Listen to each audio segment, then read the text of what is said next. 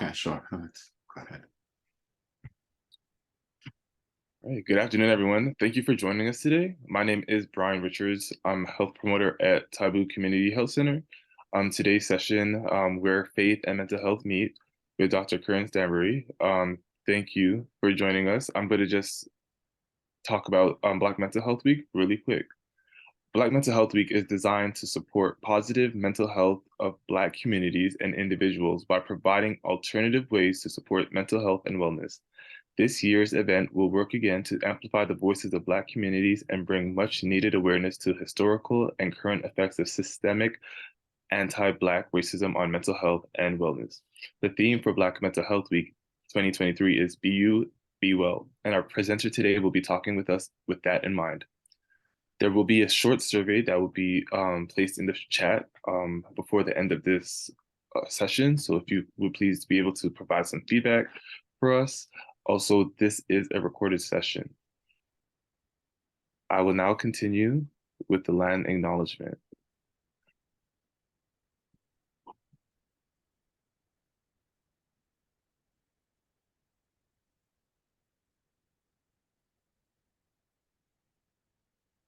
We respectfully acknowledge the sacred land in which we gather today as the traditional territory of many indigenous nations. For thousands of years, this has been the land of the Haudenosaunee, Huron-Wendat, Anishinaabe, Seneca, Chippewa, Inuit, Métis, and the current treaty holders, Mississaugas of the Credit Peoples. We share responsibility with the caretakers of this land to ensure the dish is never empty and to restore relationships that are based on peace, friendship, and trust. We take this moment to openly reflect on the history of these lands that we now call home and commit to aligning with the struggle of our Indigenous neighbors and supporting their future. We are all treaty people, many of us here as settlers, immigrants, or newcomers in this generation or generations past. We acknowledge the 400 plus year history of communities of African descent in Canada who are not settlers but who are forcibly displaced from their lands and brought to Turtle Island against their will as part of the transatlantic slave trade. We are indebted to our ancestors and recognize generations past. Today, we continue their work fighting for our collective benefit, denouncing colonial histories, breaking down systemic barriers, improving the health and lives of communities, and pushing back against anti-racism. We are committed to real and impactful change for today and hope for the future. Thank you so much, Dr. Karen, for joining us. Yeah, thank you, Brian. It's really a pleasure of mine and an honor to be participating in this event. It's my first time participating in this Black mental health event. And so, yeah, so I'd like to just welcome everyone and invite you into hopefully an engaging time today, as the theme for this year is being you and being well. And I've been tasked with just giving you a brief overview of where faith and mental health intersect or where they meet. And so I'd like to present a practical and hopefully realistic view of the interface between a person's life of faith and a person's personal, familial, racial, cultural, social, and political factors that work together to determine the mental health and well-being of Black persons and his or her relationships.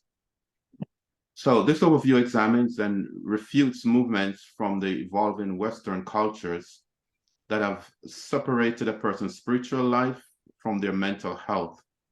It invites the Black person to reclaim an authentic and integrated view of self and to validate and incorporate both the spiritual and subjective lived experiences into the process of developing and maintaining good mental health and relationships.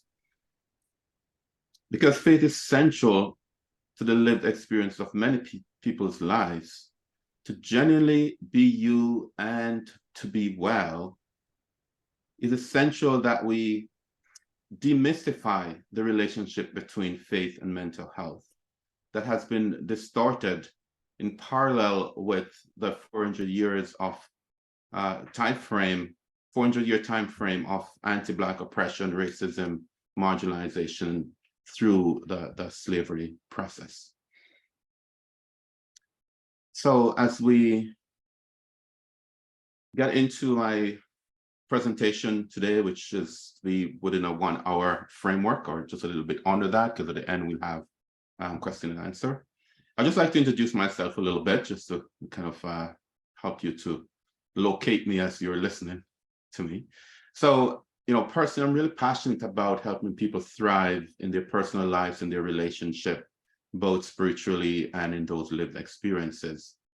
And part of that includes my desire to help people that I work with to combine the realities of their psychological well-being and their spiritual lives in a holistic understanding and pursuit of who they are and who they desire to be.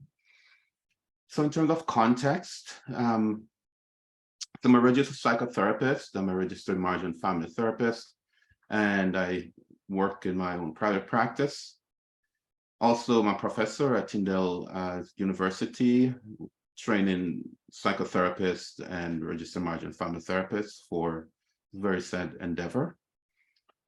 I'm Jamaican by origin, and migrated here back probably like 30 plus years ago, almost 35 years ago.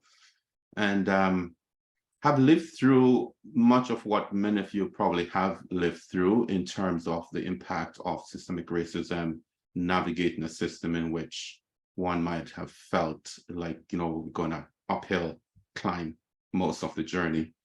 And so today I bring you not only my professional life experience, but also lived experiences within this very same metropolitan Toronto, Ontario area context.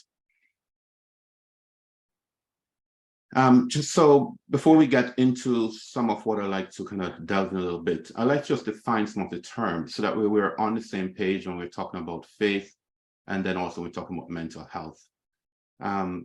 In a pluralistic society as ours, the topic of faith often is one that might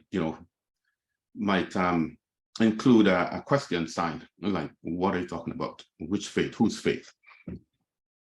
Faith, religion, spirituality, right? So they're all kind of terms. So I just wanted us to just have a kind of landing place that we all can acknowledge what we're talking about. So in terms of Oxford Dictionary definition of faith is a complete trust or confidence in someone or something. Strong belief in God or in the doctrines of a religion based on spiritual apprehensions rather than proof. So the idea here that is faith is about this trust that we put in something bigger than us, ourselves, or someone that we esteem higher than ourselves. And from a religious point of view, then it would be faith in God or doctrine that represents a divine. So we're more specific in terms of just an array of faith tradition, faith belief, or spiritual or religious traditions.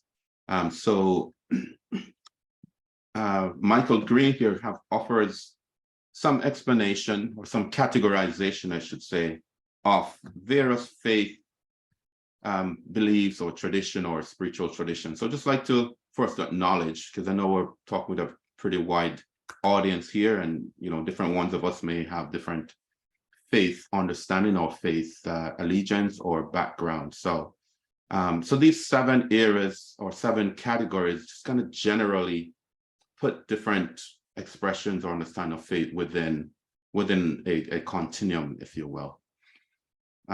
So I won't dwell too much on this, just to say that there is a cult type of faith that people believe in, witchcraft, magic, some elements of New Age. And essentially these are about spirits, not so much about God or intimacy or relationship with God. It's about how spirits work. Imperial faith is often worship of like a higher political authority, like the divine kings in the ancient Egypt, or Caesar, excuse me, the Roman Empire, or even like Hitler or Stalin, those kinds of political figures that one might see as dainty and even worship in some form. Ascetics faith would be those that are kind of disconnected from regular life. And it's kind of this sense of devotion to certain lifestyle and rituals and belief system. And through that, somehow reach a place of, human well-being or peace or something. So examples could be like Buddhism, for example, in some form of Hinduism, and even some form of Christianity that has this kind of self-effort towards improvement motive. And then there is genital or fertility cult type of religion. So it's worship of sex, and there's some forms of that in, in some religion, there are sex dainties that people then go to these temples and pay homage to in some shape, form, or the other. And then bourgeois type of religion, which would be those religion that are essentially for the elites, or it's about leisure and class distinction. So Christian Science, some form of spiritualism, Scientology, etc., which is not necessarily about God per se, but about status, pleasure, and money as a means of accessing certain levels. Prophetic type faith would be those that are orientated around a dynamic leader, and that leader may provide some guidelines for moral living or some character development, some code of conduct with some kinds of reward at the end if one subscribed to those. So, those could include Islam, Marxism, and there are a bunch of others. And then lastly, revelatory type of faith, which essentially would include like Judaism or Christianity, which is an offshoot of Judaism. And this faith essentially believes that the Creator God reveals himself to humanity and also has a desire to participate in humans' life and is present. So, for example, Christianity then would believe that God reveals himself, and in particular, through the incarnate Christ Jesus as Emmanuel, God with us. So it's this kind of a more a faith that essentially understand that God is present with us and desire this intimate relationship. So just to give you a perspective of when we say faith, it could mean any one of these to any one of us who are here today. And, just invite each person to just kind of, locate yourself. And then as we go through this, to be able to then identify how your understanding, engagement, expression, and lived realities of faith intersect with your mental health. For myself, just to disclose, I am of the seventh one, the revelatory one, from a Christian point of view. All right. Okay, so let's define mental health as well, so that we have kind of like a benchmark to understand what we're talking about. So I've defaulted to the World Health Organization's definition of this, so that we have something that's, kind of standard and ubiquitous that we can look to. So, and just to read a quote from the WHO website, it says, mental health is a state of mental well-being that enables people to cope with the stresses of life, realize their abilities, learn well and work well, and contribute to their community. It is an integral component of health and well-being that underpins our individual and collective abilities to make decisions, build relationships, and shape the world we live in. Mental health is a basic human right, and it is crucial to personal, community, and socioeconomic development. Mental health conditions include mental disorders and psychosocial disabilities, as well as other mental states associated with significant distress, impairment in functioning, or risk of self-harm.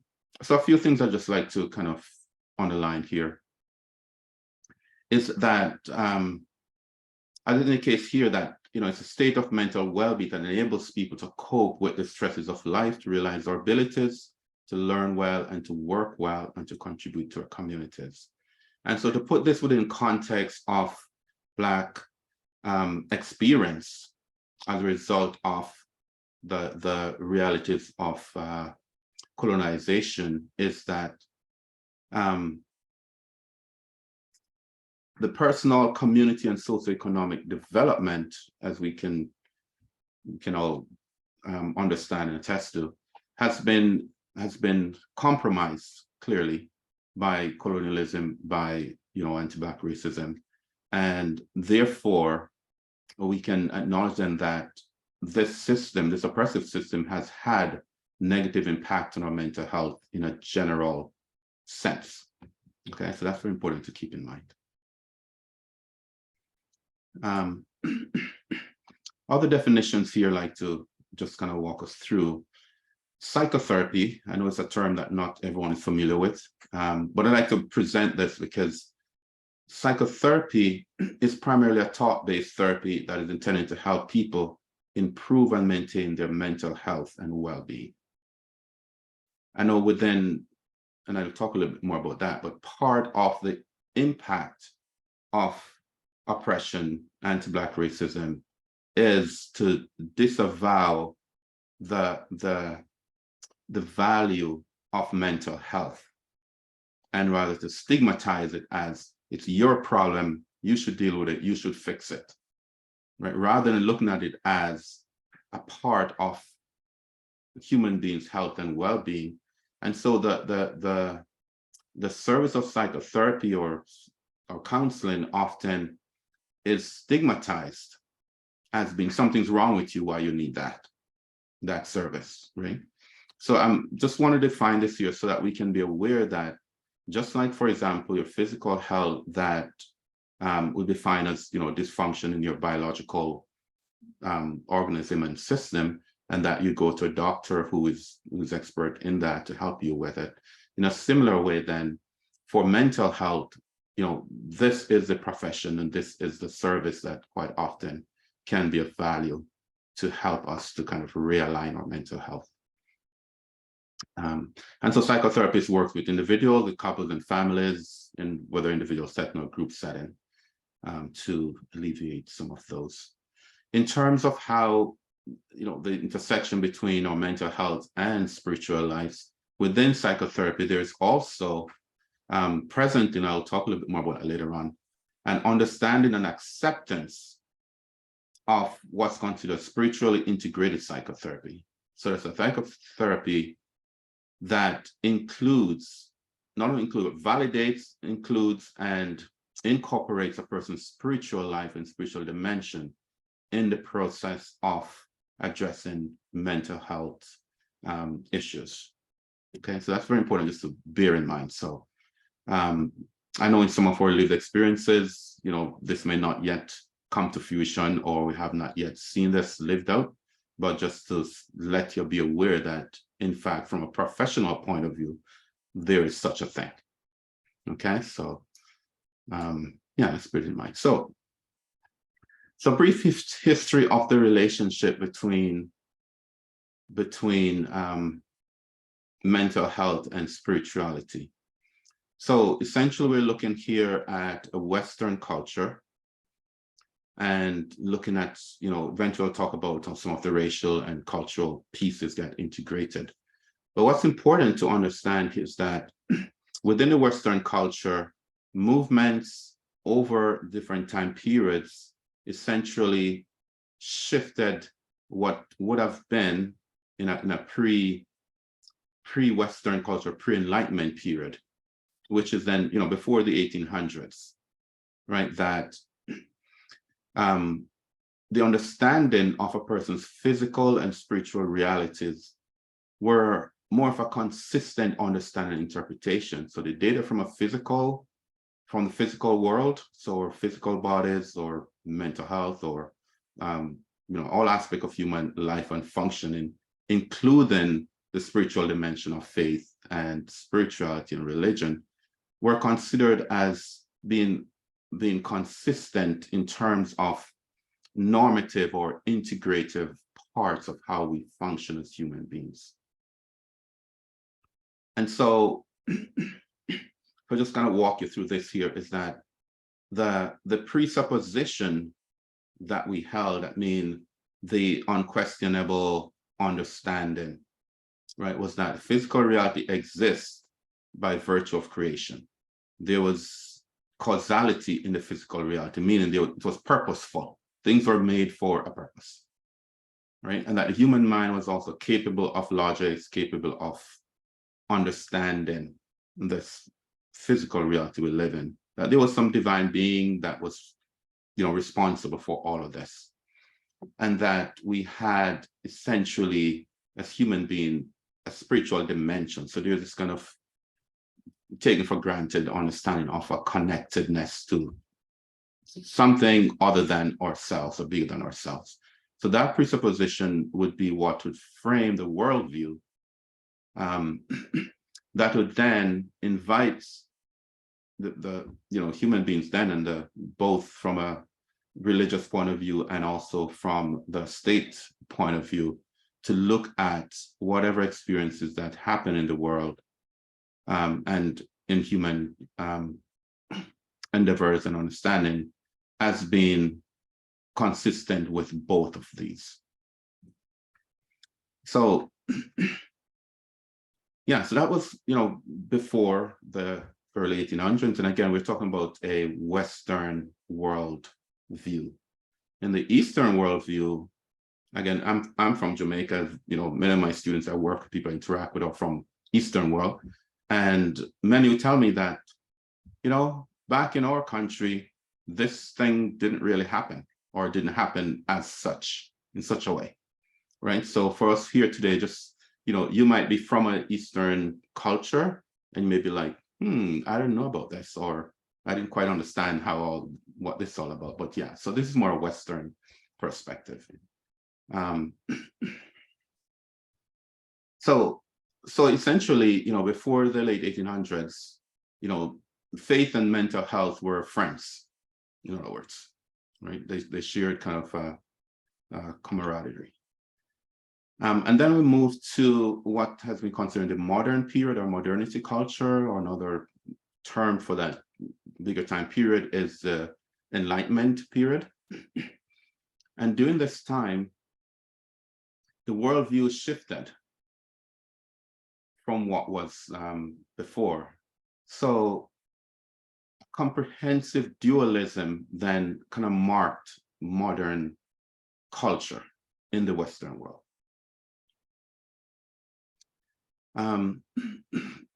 Excuse me. And so essentially what that meant is that, physical realities and spiritual realities were now seen as separate dimensional realms of the human experience. And so interpretation of, whatever data we get from the physical world, so biology, whatever things were not considered to be spiritual or related to divine, were seen as scientific. So that was scientific data, scientific realities, so our bodies, our minds, or agriculture, all of the physical things in our lives. And those that were non-physical were considered to be part of a spiritual dimension. And as such, then the presupposition was that science has authority over truth claims of the natural and material existence, right? So here it is that a scientific world, and whatever is matter, things that we can touch, feel, smell, hear, taste, was the realm of science. And things that we couldn't, that was considered spiritual, faith, theological, things that were more of the psyche, if you will, the soul, that couldn't be analyzed or researched in a similar way like physical matter, were then considered to be things related to faith, and therefore the faith community would need to look after those things. And another significant part of that shift as well is that the Western world became exceedingly secularized. So prevailing politics, culture, societal context no longer supported a disposition towards any kind of religion or faith in the public sphere.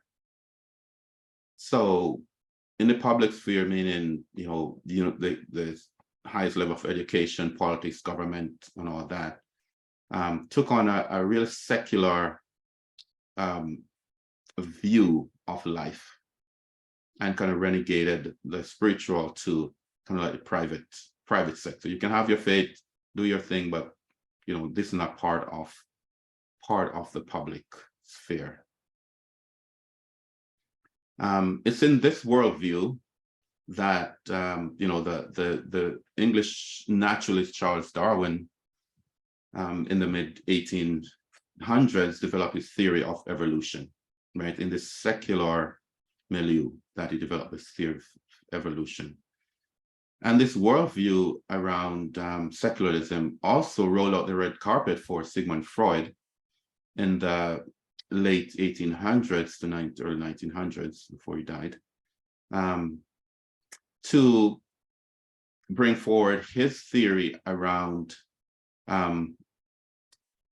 anti-faith view of who we are as persons, psychopathology, and of mental health. So this was really a significant shift in mental health relationship with faith. And Freud, as many of you might well know, is a very influential figure in how we understand psychology, mental health, and psychiatry. Here's a very interesting quote that about Freud. He says, Sigmund Freud, who under the tutelage of the Age of Enlightenment was committed to seeing psychotherapy, as a science and free from church control, considered religious commitments to be neurotic and illusory, pathological and unhelpful. So this view was cemented in the minds of the psychological, seats of power for many years, up until what has been considered the post-modern period, which is around 1980. And so many of not only secular people or in secular settings and institutions embrace this dualistic approach, this dichotomy between faith and spirituality, but also within the faith communities as well. Like faith communities also accepted that, yes, issues of science, issues of material world, issues of psychology, and all of these things are something that doesn't belong to the faith communities. These are things for the scientists, right? And so this chasm then developed, and both sides kind of preserved this dichotomy that was created. And so here is part of the legacy that we are now living through, which even invites this question and makes it necessary to ask, where does faith and mental health meet, or what does it look like at the meeting place, right? Because, in our lifetime, us who are here would have essentially experienced, so let me just get my pointer up here, would have essentially experienced this enmity between faith and mental health. So, we have inherited that, and we haven't known anything other than. And so because of that, then those of us within the scientific world or the psychological world would have been trained in many settings that, a person's spiritual life, cultural life, and all these things have nothing to do with the science of their mind and of their emotion, of their functioning. That's something that we don't touch, we don't deal with, right? Which again is really based on this presupposition and this dualistic view of the world. Over the past 30 years, however, there has been development in both the field of psychology and psychiatry, and also within the disciplines of theology and faith and spirituality. There's been a shift where has started to be some interest in looking at where do these two things intersect. And this came about just around the time of this cultural movement from the modern period, which essentially kind of prescribed what's called a meta-narrative, or an overarching description of how the world is, which essentially would follow this dualistic approach. So this movement has come about to start to say, no, let's look at this a little bit closer again. Maybe there is something important about a person's spiritual life and their mental health, and there might be an important connection. So the last 3 decades or so, I've seen a shift to more interest from both disciplines, both the theological side and also the psychological side. So psychology of spirituality has kind of, shake off this tendency to reduce reality. And, in that process, they have grown much closer together. A quote here says that psychology that's developed without attention to the dimension of surrender, mystery, and imagination is incomplete, just as a spiritual development without a psychological grounding is also immature. So we see that, the past 30 years, so just around 1980s time frame, that a shift started to happen. And this is what this shift looks like, which has been done within this Western cultural era that's called postmodern. And that started just around the 1980s. So in this particular era, which we are now living in and kind of living through, because there are nuanced shifts to all of this as we move along. It's where, again, we're looking at physical realities, spiritual realities, and how those are understood. Unlike the pre-modern era, where it was a common understanding and interpretation, in the postmodern world, it's more relative and subjective. So there isn't that what's kind of like the meta-narrative. If you think about it like, a big tent that everybody has to live under, that defines how you should be. And in the modern era, it was, if you have a problem with your physical health, go to the doctor. Psychological health, go to your psychologist or psychiatrist.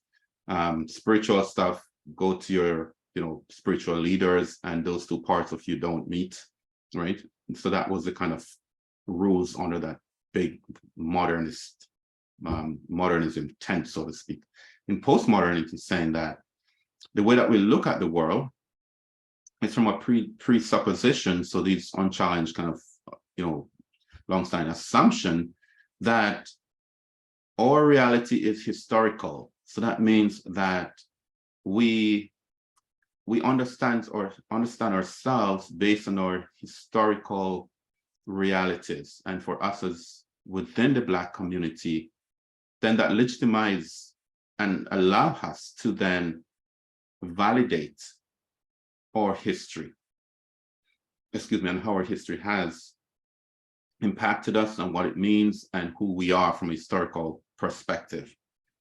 So this, not that we needed this as permission, but from a social and political consciousness and conscience, there is more appetite to accept, to validate, and to normalize the historical impact and meaning that different people groups in the world live with and work through.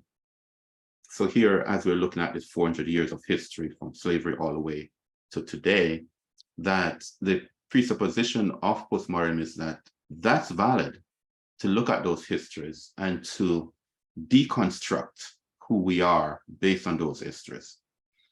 Another presupposition is that of relational, that our reality is in fact based on how we experience ourselves in context.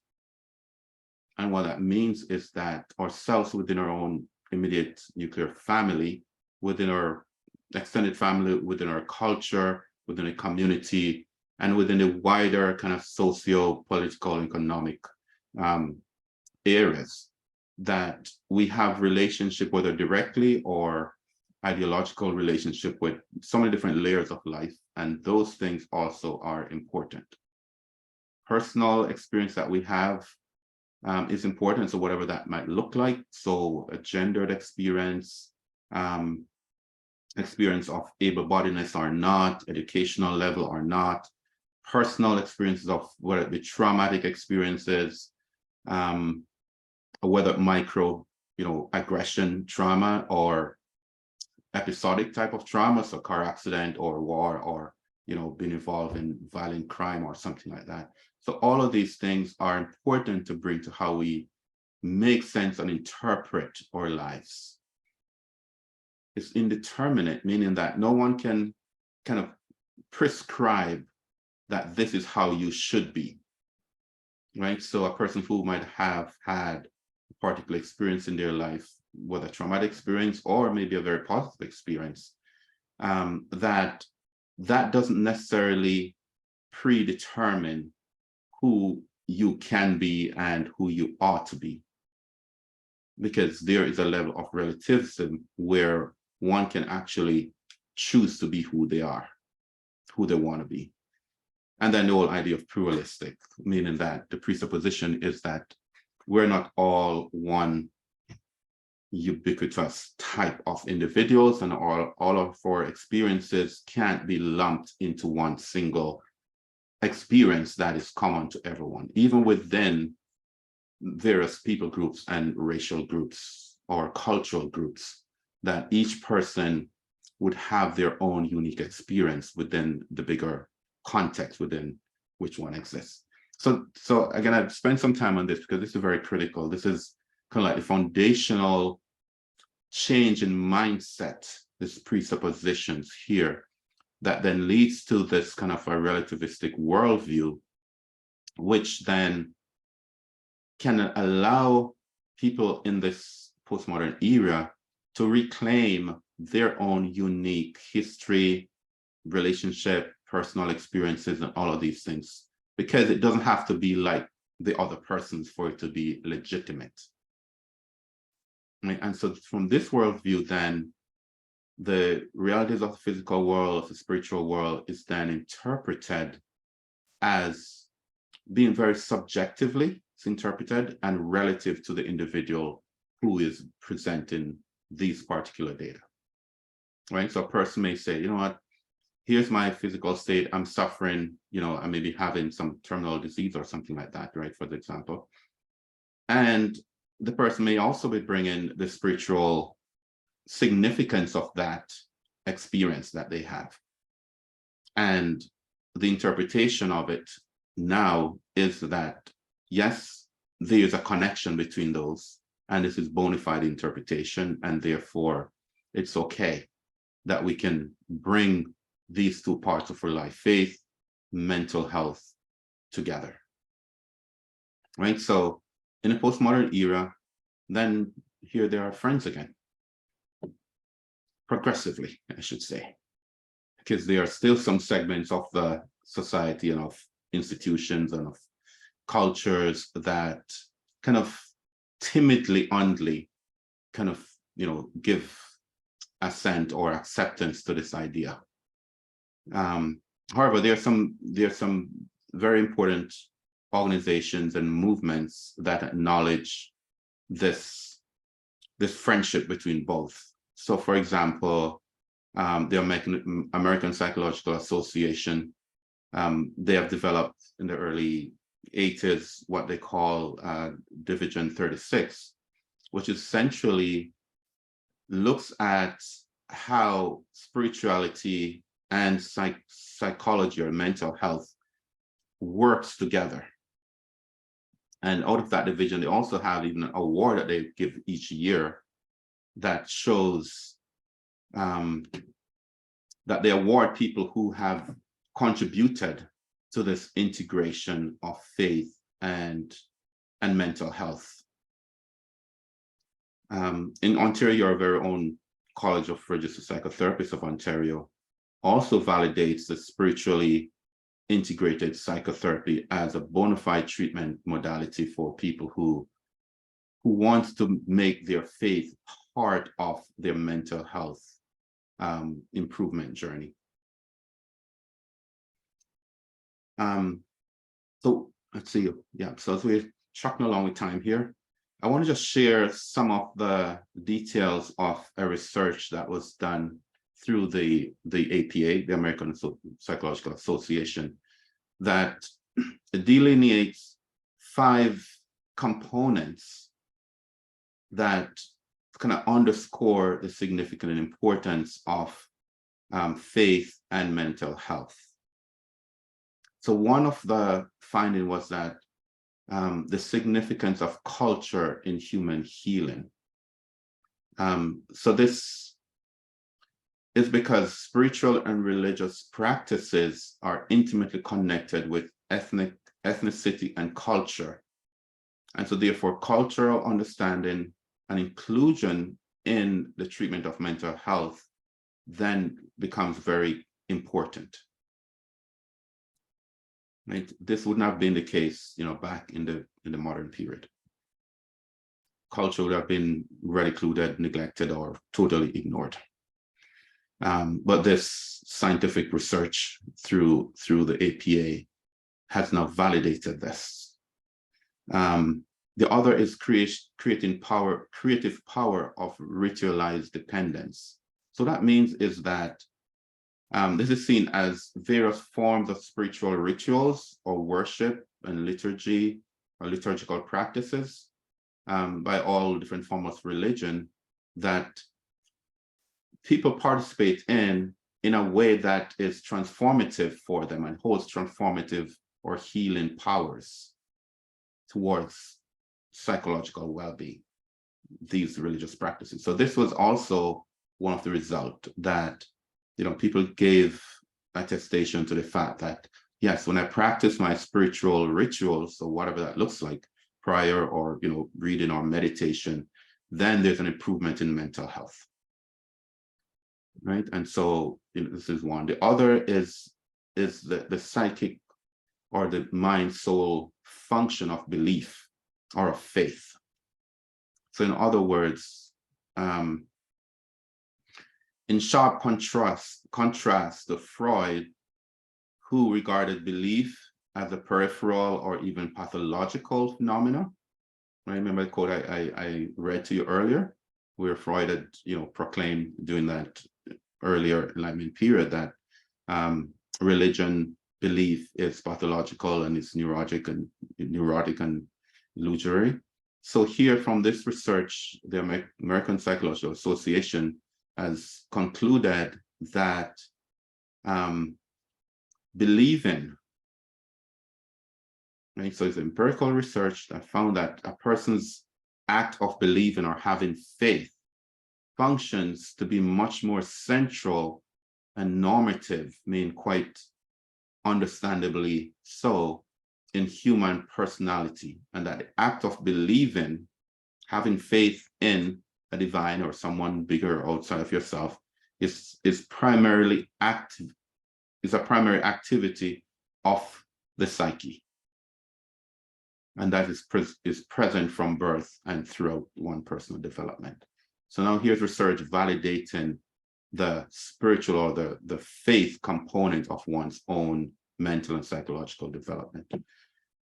Fourthly is neurobiological functions of faith and spirituality, and it's based on growing neuroscience research that's now accepted that spiritual and religious experiences cause biological changes in the brain, and that new neural connections and pathways are formed based on faith and spiritual experiences. And lastly, relevance of recovery narrative. So essentially what that means is that people's lived experiences and the narrative, the story that people share about how their faith has been instrumental in their own mental health healing is now validated and become bona fide as part of the process of mental health and healing. Okay, I'm cutting it close here, Brian, so I'll be wrapping up in a moment. So again, we're at a point of applications. What do we do with all of this? I know it's very summarized presentation.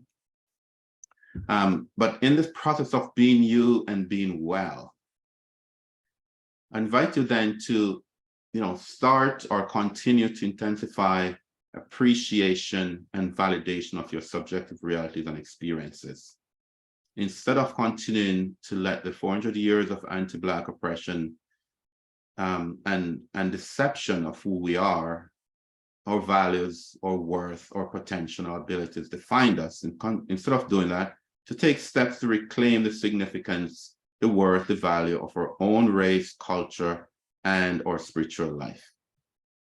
Yeah, one of the very damaging psychological remnants of slavery and anti-Black oppression is this mindset that who we are, what we do, our abilities is inferior to other, and especially the European or white race, right?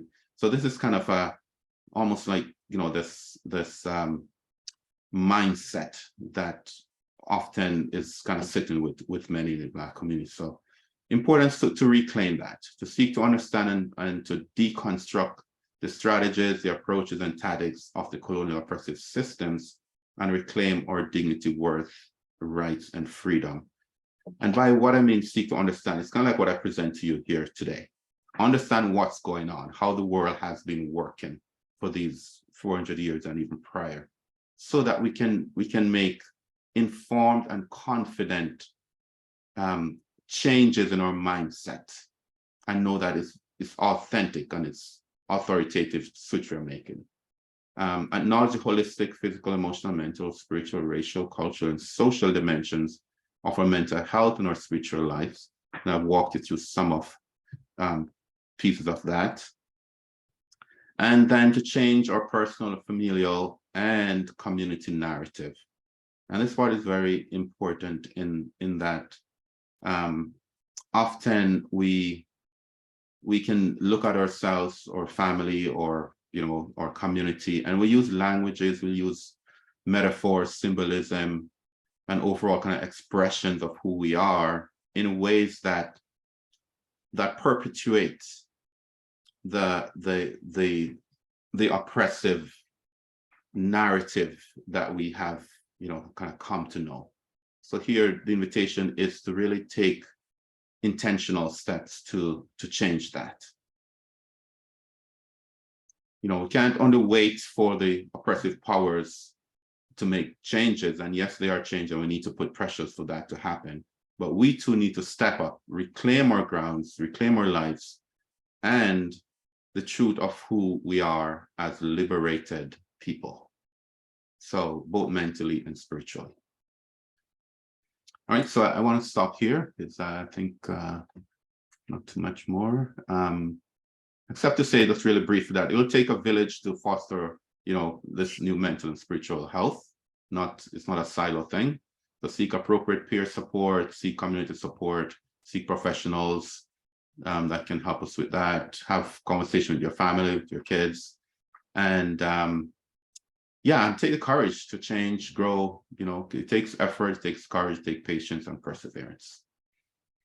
So thank you for your attentiveness, and sorry for it being so rushed. It's been trying to squeeze it within the 1 hour time frame here.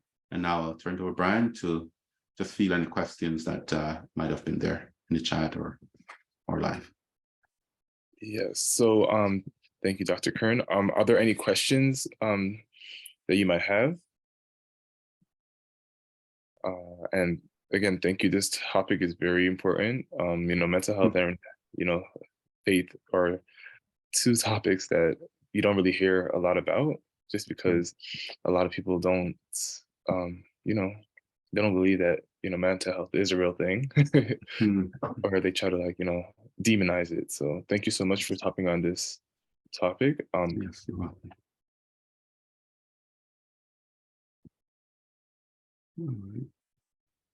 Yeah, there's so much more I could say on this, but just got to pare it down to the time frame here. So yeah, so any questions coming through?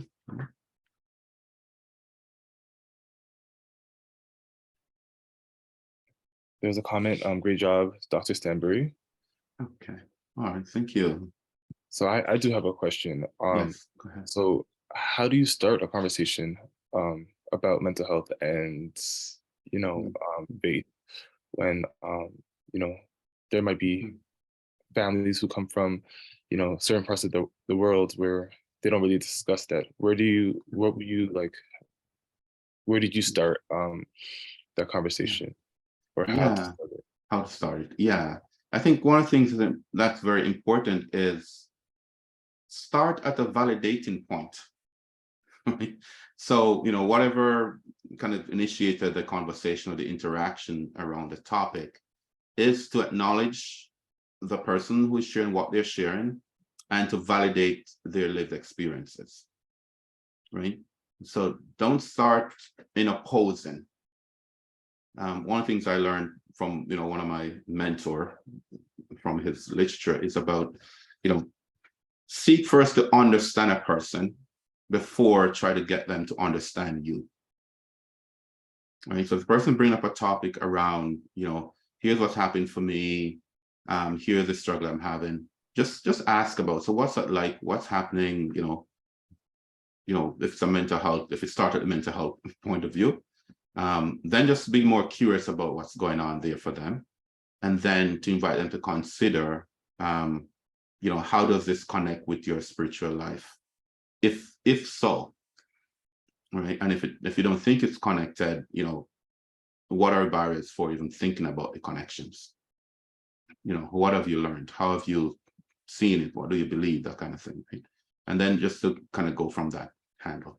I know the temptation often is to say, hey, you know what? The person start the conversation like, hey, this is what is right. This is what I think. This is what you should do, right? And that often is a shutting down Yeah, kind of a direction. So yeah, I would say try to open it up. we have two questions. Okay. Do you have referrals on where to find spiritual psychotherapists? Okay. Yes.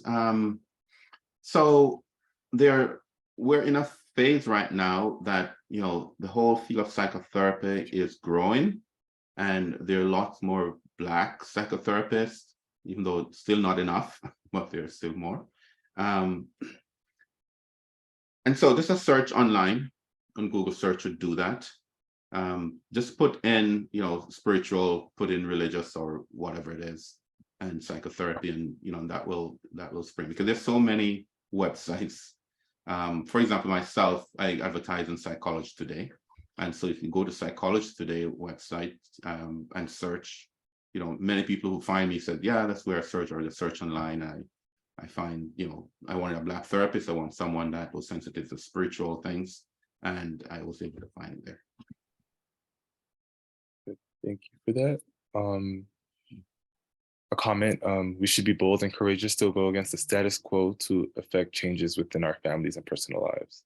Yes, yeah, Great. definitely. Courage and boldness is key ingredients to start to change the narrative, because it's going to feel like you're kind of swimming against the current, the social current, the remnants of the modern era in which it was prescribed to us from a Eurocentric point of view how we should be and what should be our problems and what should not be our problems, or even minimizing our concerns and bring them forward. So for example, you go to the doctor and you say, you know what, yeah, I'm having a struggle, in my relationship, or I'm not feeling so well, or I'm confused about this, that, or the other. And the doctor may be like, okay, so let me do all the vital signs, and be like, oh yeah, everything looks good. All right, go to here. Well, it may not say it so harshly, but you know, whenever you have another physical issue, come and see me. Right. And you're left like, but I was talking to you about my mental health. I was talking to you about aspect of my life that's not going well. And so then, the temptation is just kind of sheepishly, leave and feel like, oh man, I guess I didn't say it right, or I should have used a different word. Or no, stop and say, hey doc, sorry, here's what I'm talking about. Could we have a conversation about this? So that takes courage to do, because you're going against the grain. Right. And there's so many aspects of life that, this very same thing takes courage to actually talk about. One of the things that I I kind of alluded to, didn't have much time to go into it. It's about um, taking the time to understand how the oppressive system works, so that you can get behind it, so to speak, right?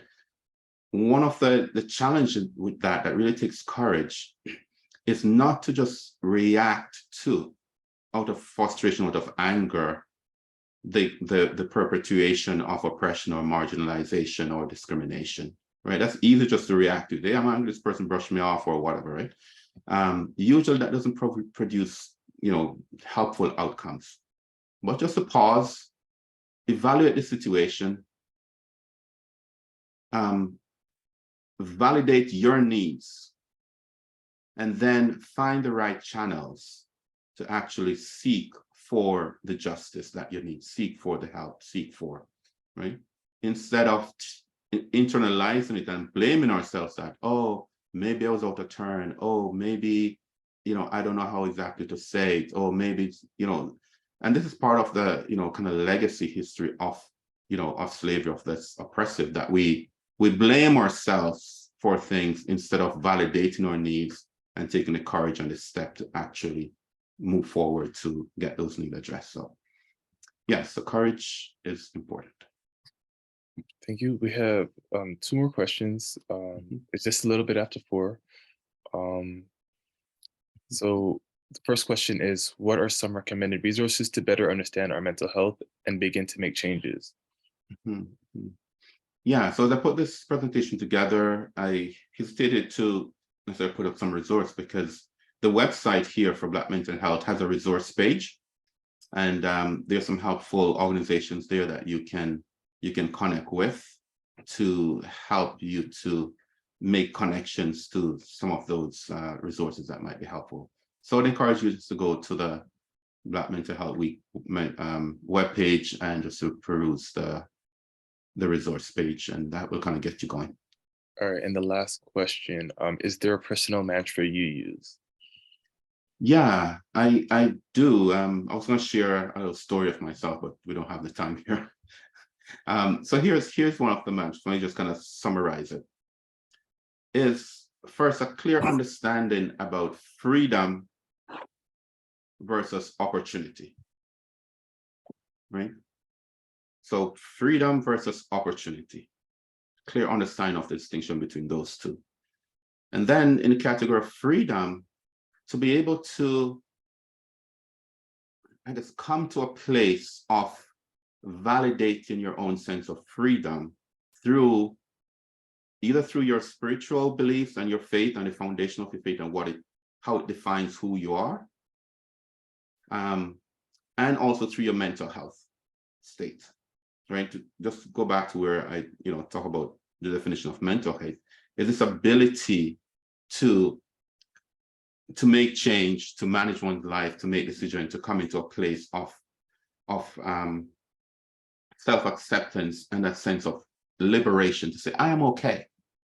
Bad things were done to me and all of that, but here I am as an adult, that I have this right, this responsibility to work towards being free, right? And so my mantra is, I'm pursuing freedom. I may not have opportunities to express it in certain setting, but that doesn't mean I'm free. So quick example, you might apply for a job, you're well qualified, you're more than qualified, you're turned down for the job. That doesn't take away your qualification, the fact that you're turned down. You just didn't have an opportunity in this setting to actually show what you have, what you can do. So don't let being turned down discourage you and take away from your sense of freedom and capability. Move on to the next place, a next environment that is conducive and will value and validate your freedom and what you bring. So that's my mantra. Maintain my freedom, recognize I don't always have opportunity to utilize it, but that doesn't say I'm not free anyway. Yeah, thank you. Thank you so much, Dr. Stanbury. Thank you everyone for joining us today. We appreciate it. As mentioned before, this was a recorded session. This will be placed on our Black Mental Health Week webpage. And I just want to thank you, Dr. Stanbury, for taking the time out of your day to meet with us. Yeah, you're most welcome. It's been an honor to share with you, and look forward to opportunities in the future. Thank you All so the much. best to all the participants, and thanks for enduring this quick run through.